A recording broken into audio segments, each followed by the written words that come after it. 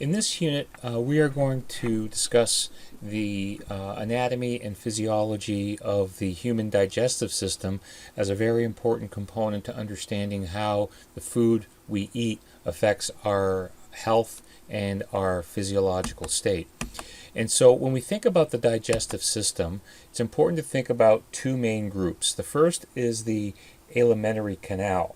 And the alimentary canal is another term for the gastrointestinal tract. Gastro meaning stomach, intestinal meaning the small and large intestine. This is a continuous digestive tube that moves through the entire body, and its function is to first digest food. And when you think about digestion, what we need to do is to break the food that we consume into smaller fragments, and we'll talk about that in greater detail. Following digestion, we need to absorb the nutrients that were broken up during the digestive process. And so what we need to do here is to move the nutrients in the food that we consume from the alimentary canal through the cell walls of the alimentary canal and eventually into the cardiovascular system, where the blood then transports those nutrients to a whole host of tissues in the body. Just to take a rather brief and quick review of the anatomical structures involved in the digestive system, we're going to start with the mouth. And when we think about the mouth, it's composed of the lips, cheeks, the palate, tongue, teeth, and salivary glands. These are all components of the mouth that contributes to the digestive process of food. So we start the breakdown of food as soon as we consume it. The pharynx, which is another term for the throat. So once we chew food, we then move that food through swallowing into the pharynx, where it eventually travels down through a tube called the esophagus, which connects to the stomach. And we'll take a closer look at the stomach, but on the proximal to distal ends of the stomach, soon after the food leaves the esophagus, it enters the stomach through the cardiac orifice, which is a term for just the opening into the stomach. The fundus is a term referring to an enlarged proximal portion of the stomach. There's the main body, and then the pyloric region on the distal portion of the stomach. So I'll bypass these terms for now until we take a closer, detailed look at the stomach. And the omentum is an outer sheet of tissue, fibrous tissue that connects the stomach to the other internal organs. Food that leaves the stomach enters the small intestine in the following order of the duodenum or duodenum. Both pronunciations are correct. Followed there by the jejunum and the ileum. The small intestine, very important component of the digestive system, as this is the site in which further digestion of food takes place and where absorption of the nutrients takes place, where the nutrients move from the digestive system and into the cardiovascular system.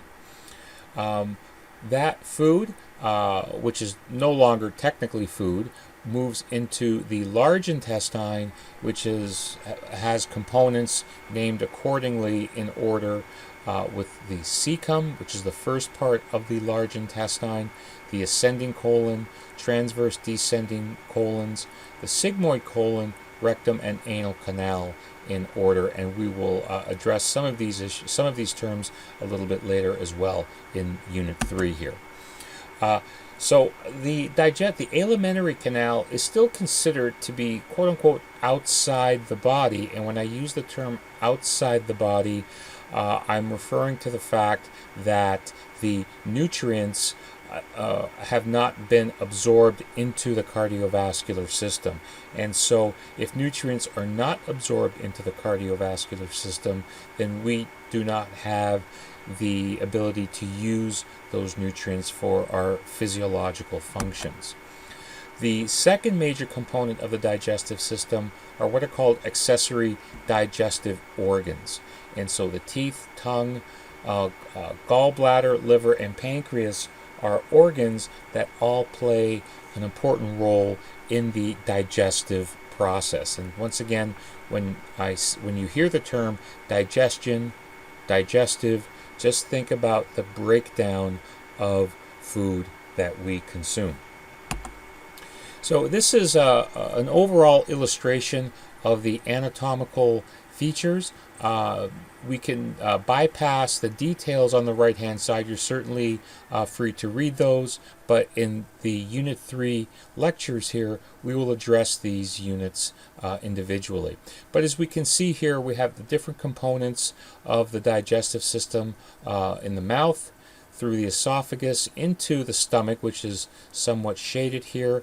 What we see is the gallbladder, the liver, the pancreas lying beneath the stomach, or posterior to the stomach, and then we have the small and large intestines. In terms of the essential activities of the digestive system, we have 6, and these 6 are ordered from proximal to distal in terms of the food that we consume. So the first essential activity of the digestive system, of course, is physically taking food into the digestive system, and that's ingestion.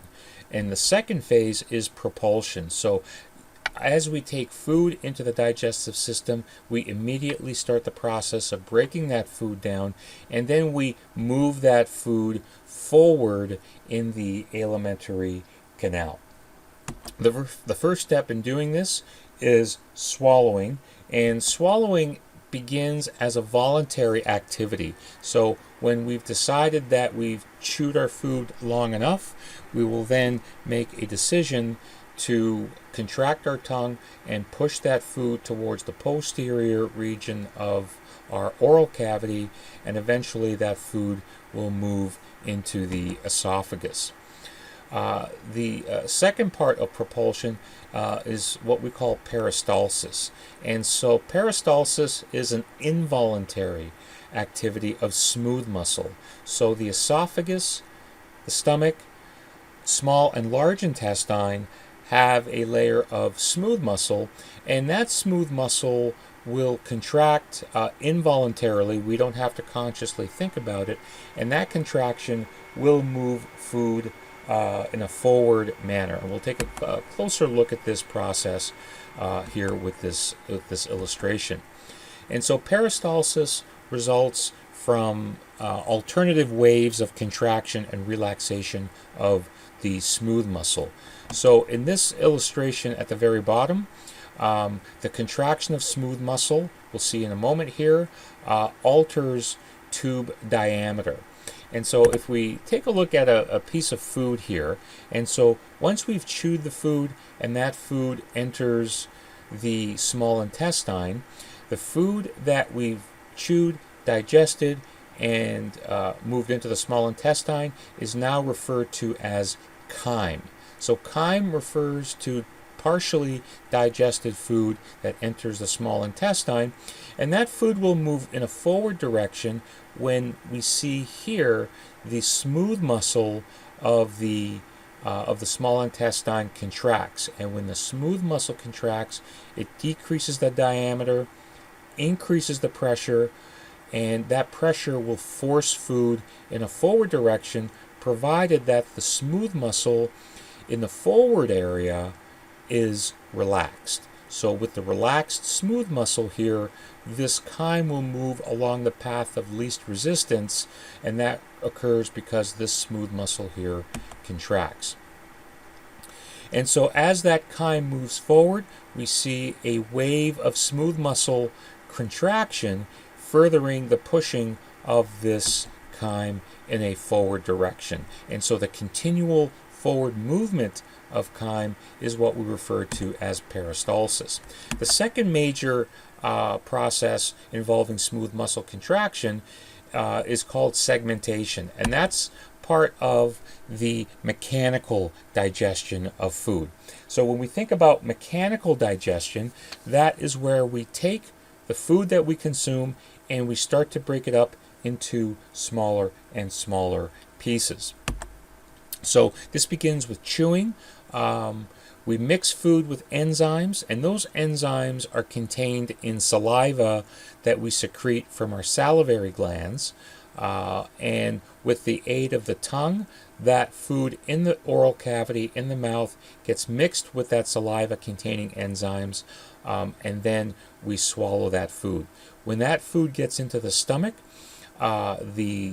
which is composed of 3 layers of smooth muscle, will start to contract, churn the food, start turning it over, and that further contributes to the mechanical breakup of that food.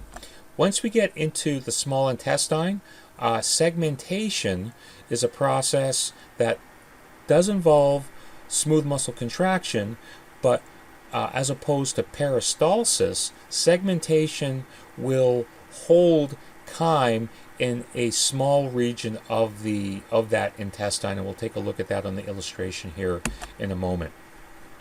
And it involves, in a similar sort of manner, alternative waves of smooth muscle contraction and relaxation. So as we see here on this illustration, here we see chyme that has entered the small intestine. Peristalsis has moved it in a forward direction, but now we see smooth muscle contraction occurring simultaneously on opposite ends of that chyme. And so when this smooth muscle contracts, it will basically churn that chyme back and forth. And that mechanical mixing will help to break up that chyme into smaller and smaller pieces, as illustrated in these pictures here. And the advantage of doing this is it makes the next type of digestion much, much easier. And that leads us to the fourth essential activity of the digestive system, and that's what we call chemical digestion. And so when we think about chemical digestion, we think about taking those individual molecules, those individual nutrients that we discussed in the previous lectures, and breaking them apart from each other so that they're in what I call manageable molecule size. And so once we get the nutrients out of the larger pieces, broken off from the other pieces, we can now absorb those molecules through the cells that make up the small intestine. And chemical digestion begins in the mouth. It involves with the secretion of enzymes into the mouth, and once again throughout the alimentary canal. As I mentioned, chemical digestion functions to chemically break food into what I call manageable molecules. And so these are molecules small enough so that the cells of the small intestine can absorb them and push them eventually into the cardiovascular system. So the question here is, where do these enzymes come from? The enzymes come from glands, and this starts in the mouth. So salivary glands release a general class of enzymes called amylases. And these are proteins that act specifically on breaking up large pieces of carbohydrates that we consume. And so once these enzymes, these proteins, bind to the carbohydrates in the food that we consume, it starts the process of breaking up the chemical bonds so that by the time that carbohydrate gets to the small intestine, it's already been partially chemically digested, but also mechanically digested. We engage in mechanical and chemical digestion so that we can carry out the very important second task of absorption. And that's where we move the digested end products from the lumen, which is a term referring to the hollow interior portion of the gastrointestinal system, into the cardiovascular system, the bloodstream, or the lymphatic system. And we'll differentiate these two a little bit later in this unit. The major absorptive organ, this is the big thing to take from this slide here. The major absorptive organ of the digestive system is the small intestine. That's where we see most, if not all, the nutrients that we consumed that get absorbed in this part. And then finally, the last essential activity is defecation, where the nutrients that we do not consume, dietary fiber, which we do not have the capacity for chemically digesting, is excreted through the rectal canal and the anus. So, but to understand how this all works, we need to take a look at the general structure of the alimentary canal, which is fairly consistent from the esophagus all through the anal canal. And we're going to take a look at one portion of it, particularly in the small intestine, and it consists of 4 layers or 4 tunics. These terms are used interchangeably. The first layer from the most interior part of the GI system is the mucosal layer, the alimentary canal. Internal layer is the mucosa. The next layer, moving from the deep to the to a more superficial part of the tube, is the submucosal layer, followed by a relatively thick muscularis externa, and finally the outer serosa layer. The internal layer, the mucosal layer, is the most epithelial layer that lines the lumen of the alimentary canal. And so this is the layer that is composed of cells that can absorb the nutrients. But it does carry other very important functions.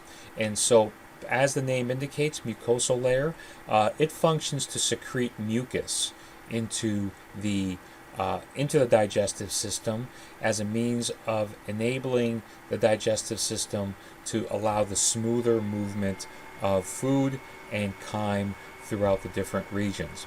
Particularly in the small intestine, very important function here is that the mucosal layer absorbs the end products of digestion. So those manageable molecules, those very small nutrients, once they're broken off from each other, can then be absorbed into that mucosal layer in those cells.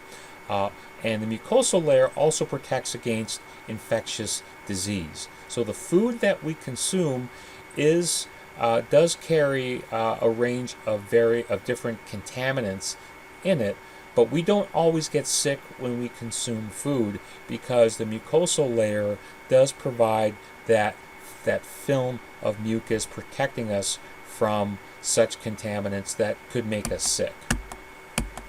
Now, we're going to continue with that initial layer, that deepest layer. The mucosa itself is made up of 3 separate layers. And the first layer is referred to as the epithelium. And this is the layer that is responsible for that watery mucus that helps to ease food along the digestive tract, but also helps to protect the digestive organs from digesting themselves. When we take a look at a closer investigation of the stomach, we'll see that one of the functions of the stomach is to produce acids. That could potentially damage the cells of the stomach itself and of the small intestine. The secretion of mucus provides a thin film of fluid that helps to protect against that acidic environment. The stomach and small intestine mucosal layers, particularly the epithelial part of the mucosa, contains enzyme secreting cells, and so these are cells that will produce small proteins that will or moderate-sized proteins rather, that function as enzymes. For example, sucrase is a protein that happens to function as an enzyme that breaks up sucrose, common table sugar. So when we consume that, the cells of the small intestine will produce sucrase that will break up sucrose into two separate units that we'll talk about in greater detail. These are also hormone-secreting cells. So the cells of the stomach also produces other compounds that qualifies them as endocrine cells, in which they produce these chemicals that can travel into the cardiovascular system and affect other tissues. The second layer of the mucosal layer is something referred to as the lamina propria. It contains loose connective tissue that helps to maintain the structure of that inner mucosal layer. The lamina propria also helps to nourish the epithelium, that inner layer, as well as facilitating the absorption of nutrients. And this is the layer that contains lymph nodes. The lymph nodes are going to be very important here because this is the mechanism through which we absorb fat-soluble nutrients. The muscularis mucosa is the outer layer, or the most superficial layer of the inner mucosal layer, and it's made up of smooth muscle cells. And so this is a thin layer of smooth muscle cells that helps to produce local movements of the actual mucosal layer. The submucosa, moving to a more superficial, this is the second layer, is made up of dense connective tissue. It contains elastic fibers. Elastic fibers allows the alimentary canal to stretch, but not to stretch in an unlimited fashion. The elastic fibers allow the stretch, but also promotes a recoil to maintain that structure. The submucosal also contains blood vessels and lymphatic vessels. Very important here because these are the vessels through which we have to absorb the nutrients following mechanical and chemical digestion. Smooth muscle is controlled by nerves of the what's called the enteric nervous system that we'll discuss as well. But the submucosal provides that conduit through which nerves can move through and affect the glands and the smooth muscle of the entire alimentary canal. The muscularis externa, here we actually have a relatively thick layer of smooth muscle, and it's this thick layer that's responsible for producing segmentation and peristalsis. So when we talk about chyme moving forward throughout the alimentary canal, that's peristalsis, or chyme being held in a fixed region of the small intestine and pushed back and forth, which is segmentation, the muscularis external layer here is the one that achieves that. And the outer layer is called the serosa, and this is an outer protective layer that forms connections with other internal organs. And it's also referred to as the visceral peritoneum. It's replaced by a more fibrous, what's called adventitia in the esophagus. And retroperitoneal organs actually have both an adventitia and serosa. So when you think about the peritoneum, it is a broad sheet of tissue that envelops the digestive system.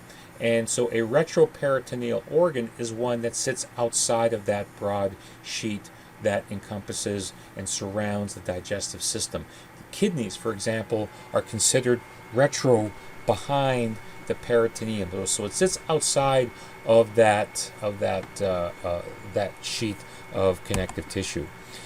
So we're looking at a fairly detailed image of the alimentary canal structure, and I'm just going to step through a few of these, and we've already talked about all of these different structures, but I want to highlight them here because I think this pictorial representation will help us gain a better understanding of how we handle the food that we consume.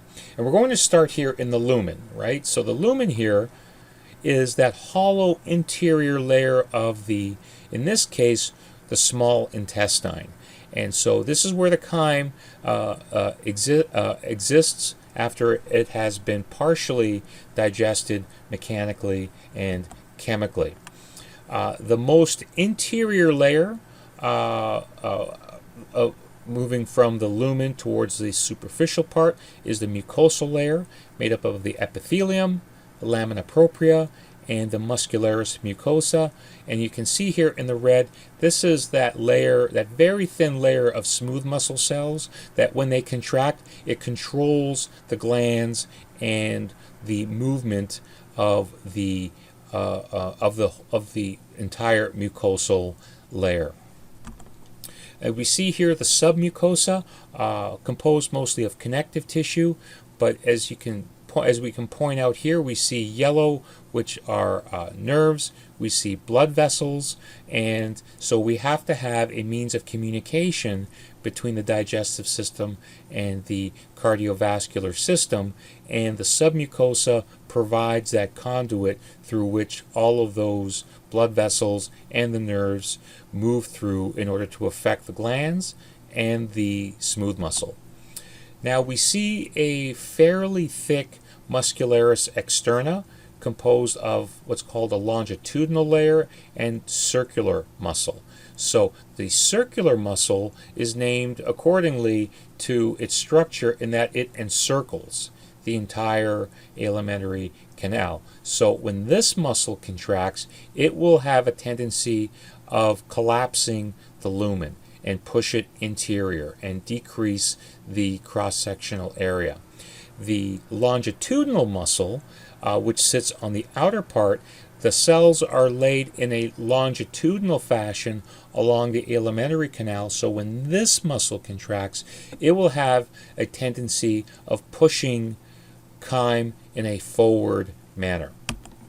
And finally, we have the outer serosa, which is composed of an epithelial layer and very important connective tissue that binds the digestive system with other internal organs.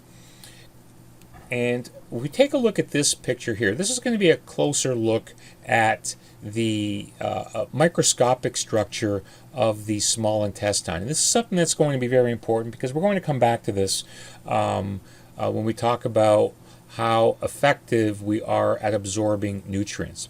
But if we take a look at the small intestine, we see that the small intestine, the interior, the lumen, is not smooth at all. It is composed of these folds. And if we expand our view here, we see that we have these individual folds, and so we got these large folds which are observable, and sitting on top of the folds we have further folds called villi. And here's an electron micrograph of the villi sitting on top, or basically not sitting on top, but basically forms that tissue. Now, when we take a look at a single villus here, so we see this single finger-like projection that is part of the internal layer of the small intestine. Inside each one of these projections is a set of blood vessels and part of the lymphatic system. The lacteal, so make a note of this, that in yellow, the lacteal is the smallest vessel of the lymphatic system, and this is the vessel that we use to absorb fat-soluble nutrients. So the fat-soluble vitamins A, D, E, K, fatty acids, cholesterol, those are all packaged up and absorbed into the lacteal, whereas the water-soluble nutrients, proteins, carbohydrates after they're broken down, vitamin C and the 8B vitamins are absorbed directly into the capillaries, the smallest vessels of the cardiovascular system. Now we'll just take one more look here, and if we focus on just one of the cells, so this is not a cell, this is a part of the tissue, we have a finger-like projection, but if you look closely, we see individual components, compartments if you will, that makes up that tissue. Each compartment is a single cell that makes up a single intestinal cell that lines the entire digestive system. And within each cell, we see what's called called microvilli. So here we see another layer of finger-like projections on each cell that sits on top of, that makes up the finger-like projections inside these folds. So the strategy here that nature had in designing the human digestive system is by putting in multiple folds, multiple finger-like projections in the villi, and putting another layer of finger-like projection on each cell in the microvilli, is that it maximizes surface area. And if we maximize surface area, then we can increase the probability that we're going to maximally absorb as many nutrients as possible. So here, this ends the first part of Unit 3 on the anatomy and physiology of the digestive system, and we'll pick up with Part 2 by discussing the control of the digestive system by the nervous system.